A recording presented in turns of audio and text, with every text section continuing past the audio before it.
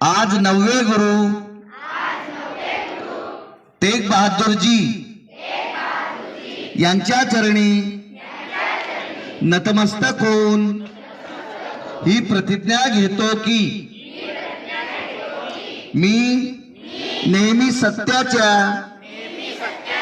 आणि न्यायाच्या बाजूने उभा राहीन, कोणाच्याही दबावाखाली न येता आपल्या धर्माचा आणि संस्कृतीचा अभिमान बाळगेन, भय कोणास दाखवायचे नाही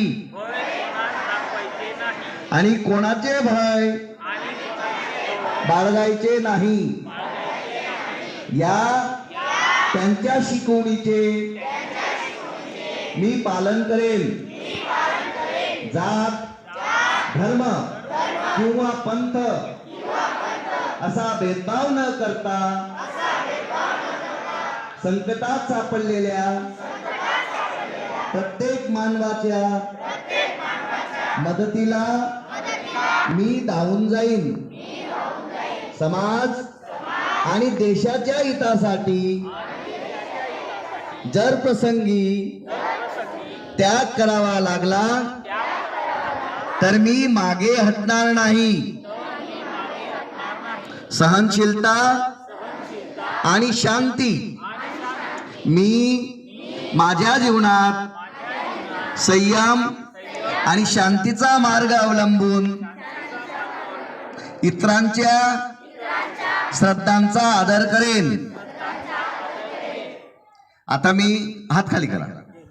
जय हिंद। 6व्या समागम दिनानिमित्त मागील 15-20 दिवसांपासून ज्या गोष्टी त्यांच्यापासून शिकलो त्याची आज प्रतिज्ञा घेतली। त्यांनी दिलेलं बलिदान, त्यांच्यामध्ये असणारी निर्भयता, धर्मनिरपेक्षता, त्यांनी वेगवेगळ्या गोष्टी ज्या आपल्याला त्यांच्या आचरणातून शिकवल्या त्यांचं आपण पालन करणार आहोत अशी आपण आज प्रतिज्ञा घेतलेली आहे। जर आपण त्या प्रतिज्ञेनुसार वागण्याचं निश्चित केलं तर आपल्याला असं म्हणता येईल की आपण आरशी पटेलच्या सर्व 438 विद्यार्थ्यांनी आज जी प्रतिज्ञा घेतलेली आहे ही आचरणात आणण्याचा प्रयत्न केला तर आपण ठामपणे सांगू शकतो की आम्ही आजपर्यंत गुरु तेग बहादूर यांचे कार्यक्रम खूप मनापासून घेतले आणि त्याचा फायदा आपल्याला पण होईल आणि आपल्या परिसरातील लोकांना पण होईल। त्यांनी जसा त्याग केला इतका मोठा त्याग करण्याची आपल्याला आवश्यकता नाही, पण छोट्या मोठ्या गोष्टींसाठी देशासाठी मी त्याग करेल।